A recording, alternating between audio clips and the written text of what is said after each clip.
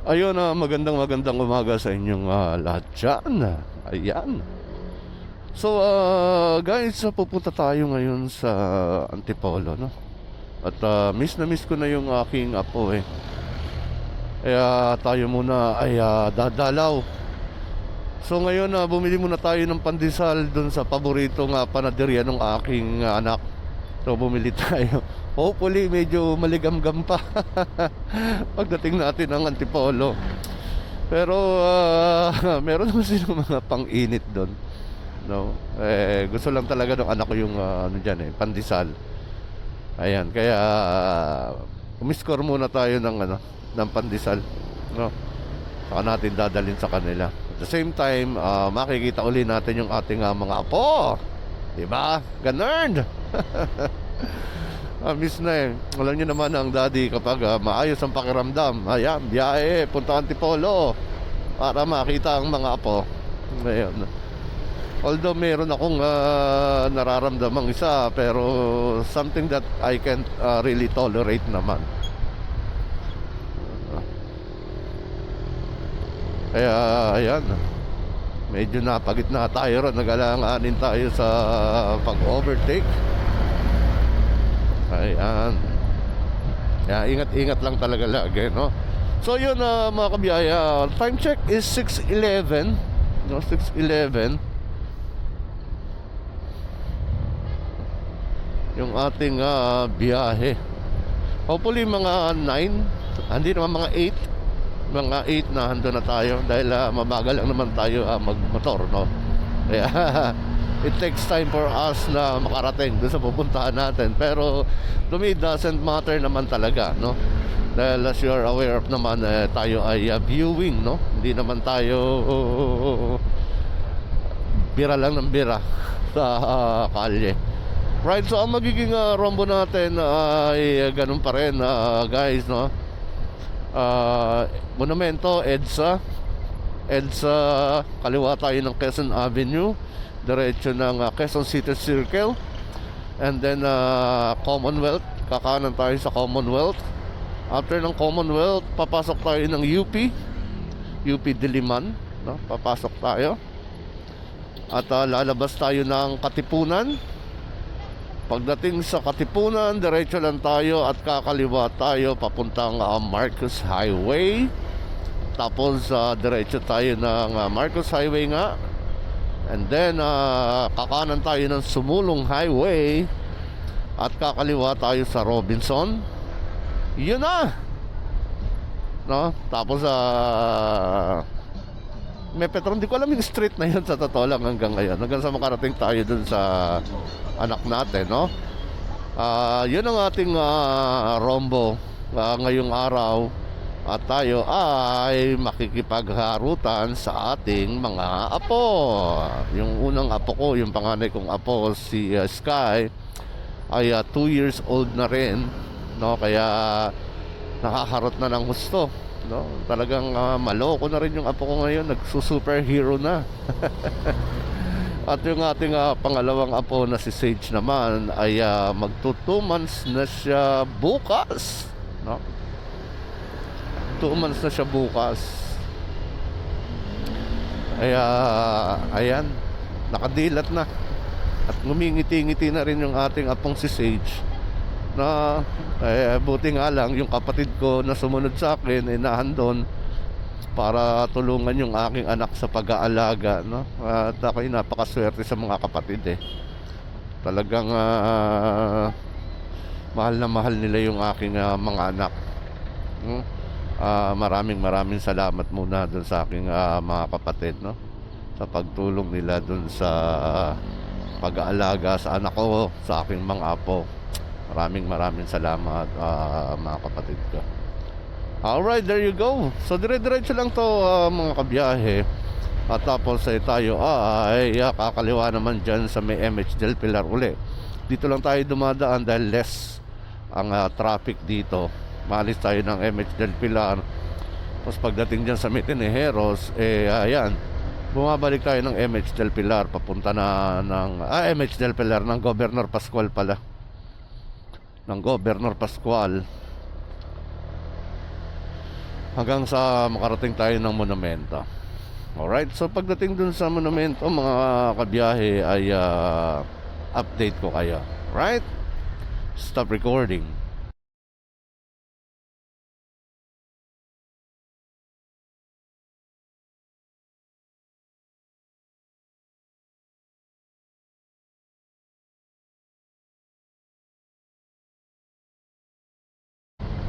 Ayun, update lang guys, andito na tayo sa Balintawak, Cloverleaf. At medyo maano ang traffic ngayon. Medyo mabagal din ng konti. Considering na Saturday today, mabagal ang ating takbuhan dahil nga maraming sasakyan. But let me just give you an update later on, guys, okay? Start recording.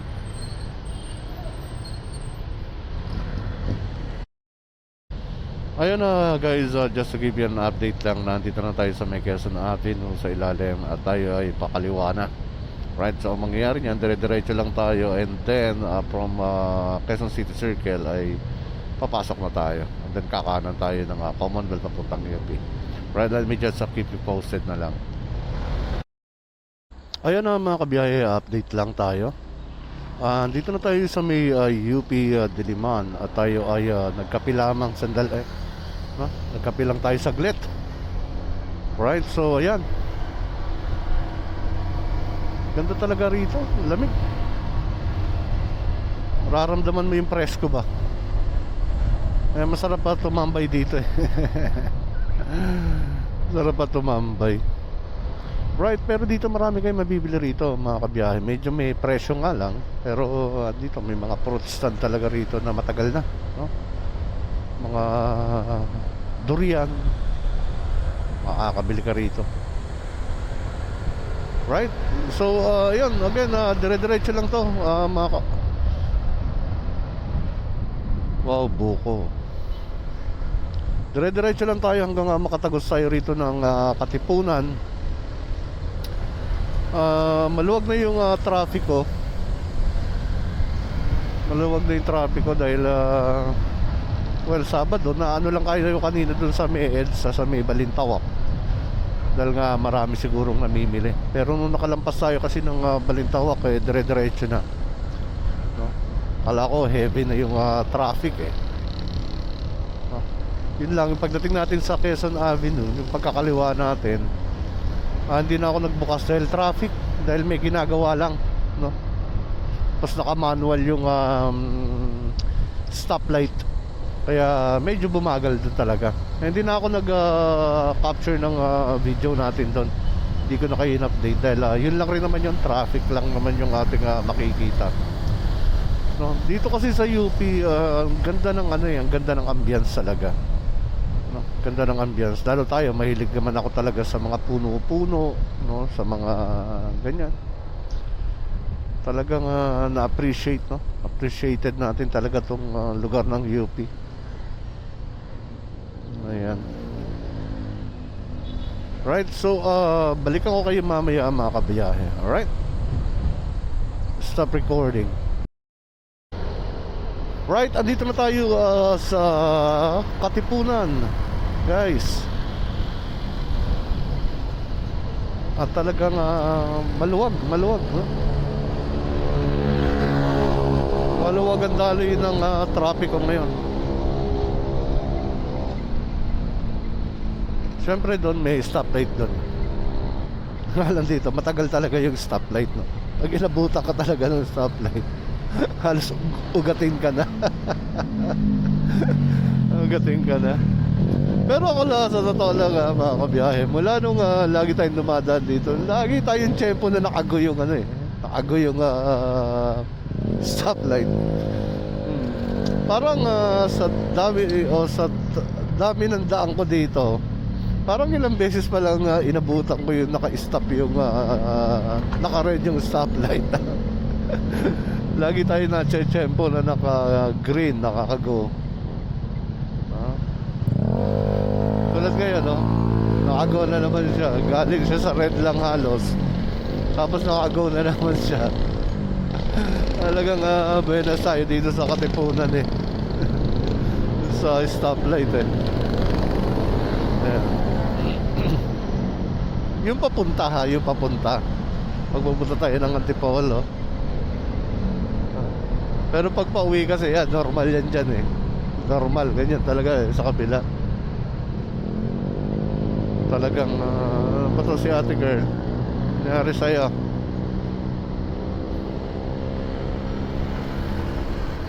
Kung mga plat-plat lang, kaya nating tulungan. So wala pa yung ating, di pa tayo nakaka-score ng ating, tawag dito, jump starter. Medyo may kamahalan pa rin kasi. Kaya hindi pa tayo makabili. Pinag-iipunan pa natin. Pinag-iipunan pa natin. Hopefully kasi it's a must talaga. It's a must. Ganda na rin kasi may inflator, rechargeable, battery jump starter, gano'n. Kailangan natin. Yun lang naman ang ano natin, kulang natin. Kasi may, totoo lang, meron tayong inflator. No, meron tayong pang vulcanize. Nakakatulong-tulong tayo sa mga emergency na gano'n, no? Lalo pag nandun sa mga lugar na walang vulcanizing o mga sarado na. Mga gano'ng tipo. Kaya tayo, nakakaano tayo. Lagi tayong may peace of mind na bumabiyahe na makakarating tayo sa pupuntahan natin. Dahil nga may mga gamit naman tayong dala. May gamit tayong dala lagi. Mga tools. Ganun ba? Hindi ko malaman si kuya kung saan siya pupunta. Kung kakanan ba siya o di diretso.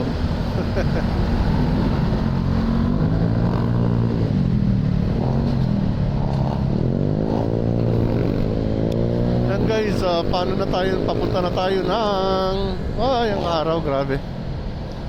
Punta na tayo ng Marcos Highway.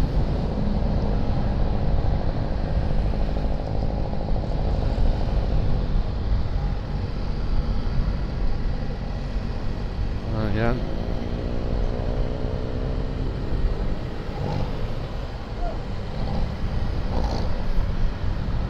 Ganda ng ano natin. Ganda ng biyahe natin. Sana sa sumulong wala rin trapiko. Kaso talaga tayo ay medyo may kabagalan din talaga tayong magmotor. Yung mabagal, 40. Ganyan. 40, 50. Ganun ang mga takbuhan lang natin talaga. Unless na lang talaga na napaka libre-libre na yung yung kalsada. Ayan. Nag-ano na tayo ng kahit paano 60. Mga ganun tipo lang to. So gusto natin kontrolado natin yung ating motor. At the same time, of course, yung consumption natin medyo mas less sa pangkaraniwan. Dahil nga na-maximize natin yung ating throttle eh. So yung ating CVT, na-maximize natin yung kanyang efficiency.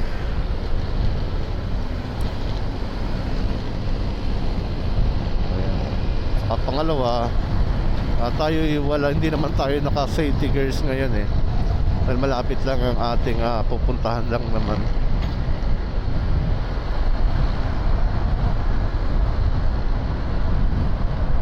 Kahapon nung nagpunta tayo ng Wawa, ayan talaga, pag malalayo yung pinupuntahan natin. Pero kayo always suggest din naman talaga na always wear your safety gears, di ba? Wala namang excuse yung malayo o malapit. Kaso tayo, hindi na tayo nasuot ngayon. Kasi nga sobrang init. Sobrang init. Siguro magpo-provide din tayo nung yung knee pad, elbow pad, yung mga gano'n, no? Para isusuot na lang natin.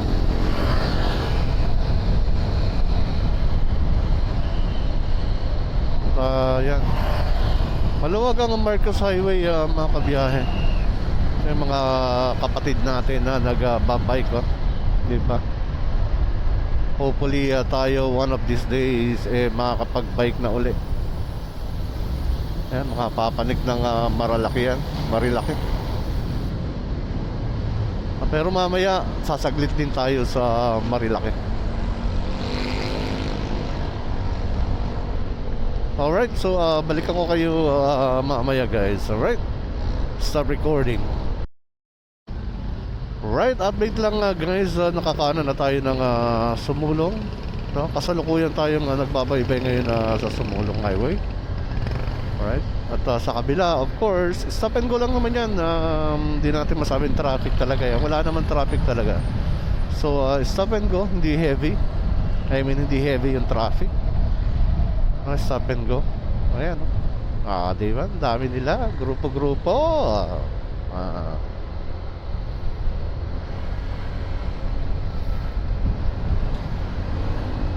Iba kasi mga kabiyahe sa totoo.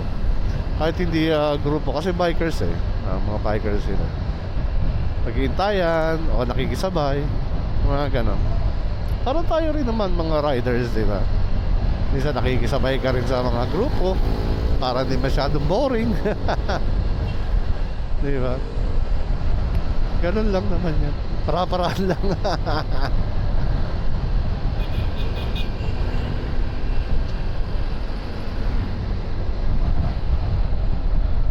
Dito na tayo sa bandang kaliwa.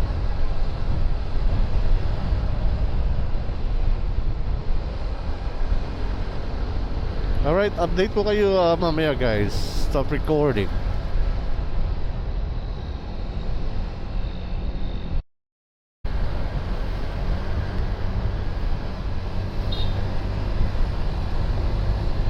Napagod na si ate girl. At sumulong pa rin tayo mga kabiyahe.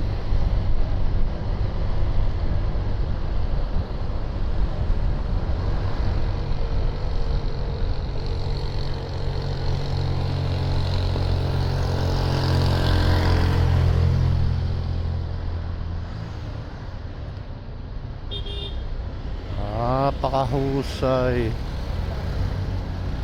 Diba? Kaya dito presence of mind. Alright? Presence of mind talaga. Kasi kung kakaliwa ka, kakanan ka pala, nasa right side ka dapat, diba? Right side ka.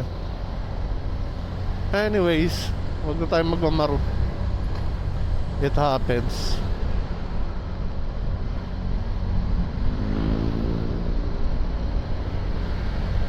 Galing ng mga bikers natin, ano? Tindi ng mga resistensya. Sanay na rin talaga sila. Importante yung gears dito talaga eh. Papanik ka.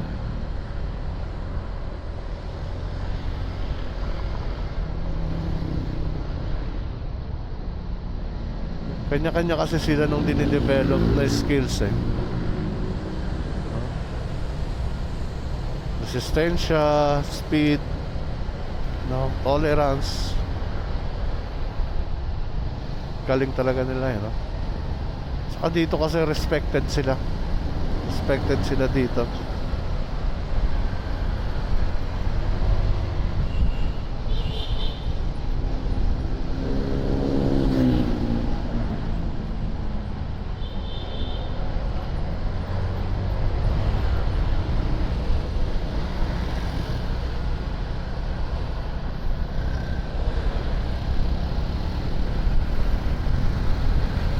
Naka-hazard ka kasi, kaibigan. Bakit ka ba naka-hazard? Hazard, ginagamit sa emergency lang yan, kaibigan. Paano malalaman kung kakanan ka o kakaliwa ka? Ay nakos. Pero yan ang realidad dito sa kalsada, mga kaibigan.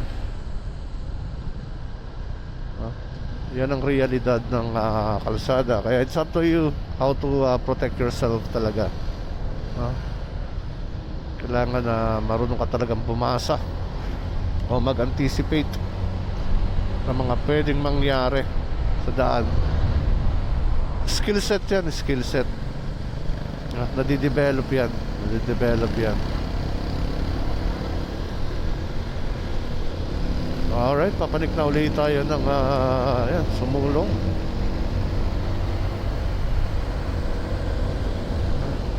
Update ko kayo mamaya guys. Stop recording. Grabe oh. Di ba? Ang gandang tingnan. Ang ganda nilang tingnan.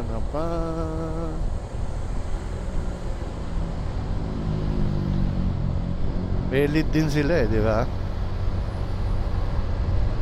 Stop recording.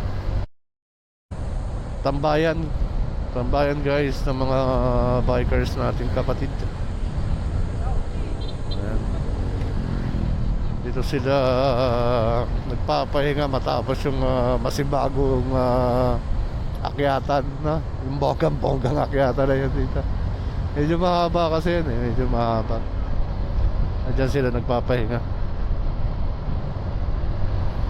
Alright, balikan ko kayo. Stop recording. Guys, ulalya na tayo. Ulalya na tayo. So, konting kembot na lang. Tapos na natin itong ating sumulong highway. Tayo ay kakaliwa naman sa may Robinson. Sumulong. Right, so balikan ko kayo mamaya mga kabiyahe. Stop recording. Guys, Antipolo Market, Robinson Place, sumulong na tayo. Yan ang Antipolo Market. Ayan, Antipolo Market.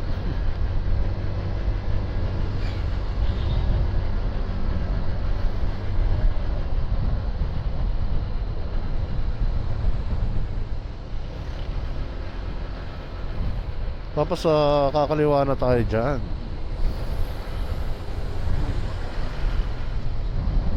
Guys, yung diretso nyo papunta yan ng katedral Antipolo Cathedral.